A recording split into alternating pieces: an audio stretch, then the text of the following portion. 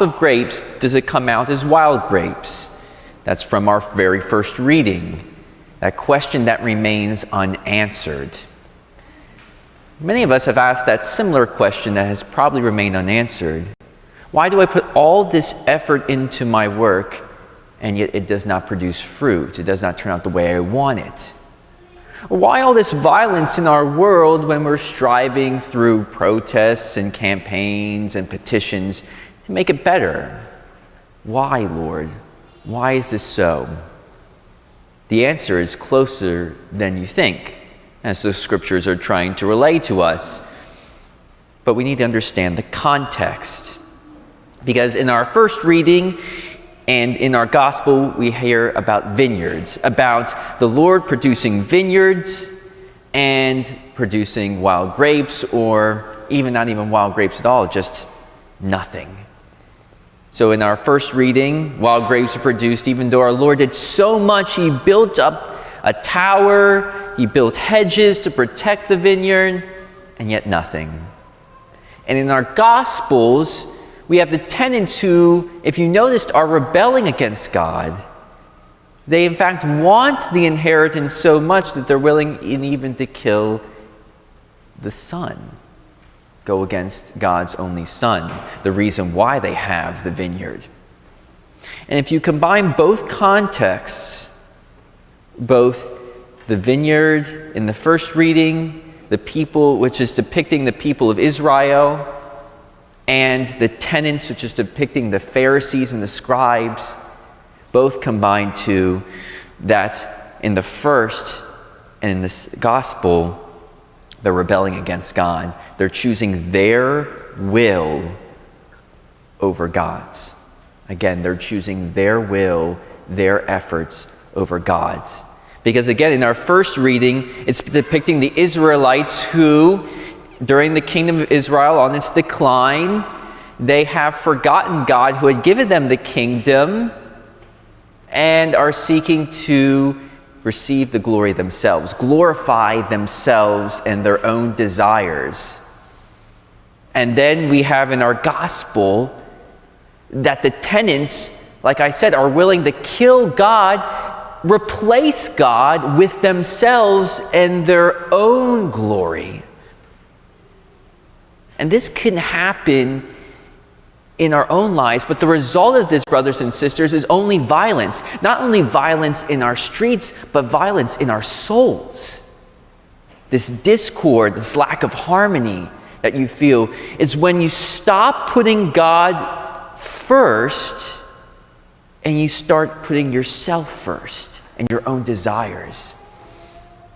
It can be very easy because of the effects of original sin. But the good news is, just as the answer to our parable and our question, why these wild grapes? The answer, the remedy is also closer than you think, because God's peace is closer than you realize. God's peace that he wants to communicate to you in saying, I'm in control. And only when you allow me to be in control, then you can truly be free. You can truly be happy. And so we need to take a couple tips from St. Paul in our second reading. It's very providential that smack in between these two problem scenarios is where St. Paul talks about peace, the remedy. And how do we attain it? Well, first, it's asking for God. It's prayer and petition and thanksgiving. All three of these, which are included in prayer, is putting God first. It's beginning my day and ending my day with this realization that, God, you are first, you are foremost. I need your help. I need your help. And letting yourself throughout the rest of the day be guided. What does God want me to put first? So that's the first, asking for God.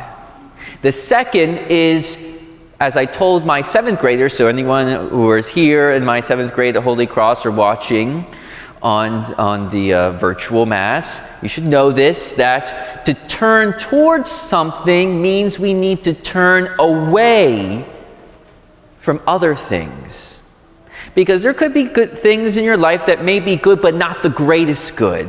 They could be a distraction, which is preventing you from focusing on God, on, as St. Paul says, that which is good, that which is honorable, that which will lift you up rather than distract you and bring you down and lead to violence.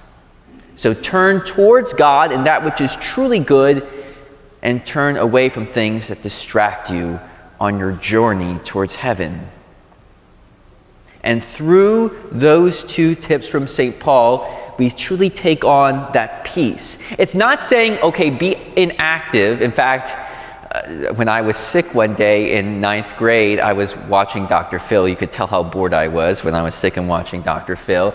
And I was sitting down and I was watching how this guy, he didn't want to work because he said, well, if the birds are taken care of, and God says, if the birds are taken care of, I will take care of you, I don't have to work. No, that's the other extreme, inactivity. It's going about my day, but instead of me being like, okay, what do I need to do? How am I going to take control? It's saying, God, like, where are you leading me today? What person do you want me to encounter? What task do you want me to do? Because in that way, you make God first and God provides for you. He puts up the hedges to protect you. He makes a watchtower so that you can see where trouble is coming from. And even though you might not have control, it's okay because He does. So we hear a lot about vineyards. So what's the grace we need to ask for? Well, the fruit of the vine, the wine, which will be on the altar, will be transformed through God's grace into His very self. So ask for the grace to be transformed by His peace. Transformed so that you are no longer first, but God is.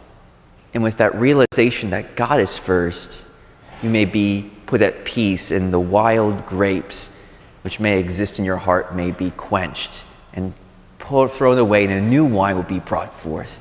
God's grace, His love, and His peace.